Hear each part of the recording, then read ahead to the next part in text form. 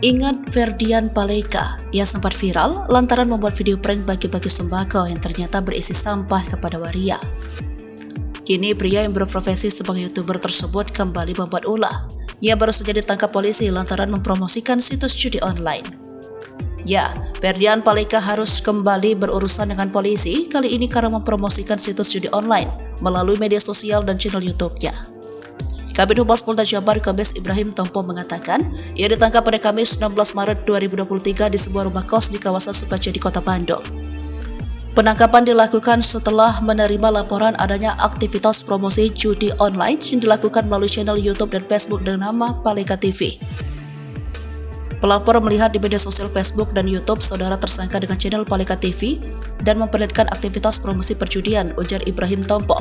Dari hasil penyelidikan sementara, kata dia ada 2 situs judi yang dipromosikan oleh Paleka lewat media sosialnya, yakni Paradewa 89 dan Boss 388. Dalam situs judi itu terdapat sejumlah permainan yakni poker, kasino, togel, hingga slot. Dalam postingan tersebut, FP sedang melakukan endorsement perjudian yang berisi permainan judi, ucapnya. Ia menambahkan aktivitas promosi judi online itu telah dilakukan Paleka sejak Maret 2023. Paleka mendapatkan keuntungan senilai 30 juta rupiah dari situs judi Paradewa 89, 570 juta dari situs judi Boss 388. Ungkapan itu polisi turut mengamankan barang bukti berupa 1 unit ponsel hingga channel YouTube atas nama Paleka TV. Kini polisi masih memburu pelaku yang meminta jasa promosi dari Paleka. Masih dicari yang memberikan endorsement, katanya.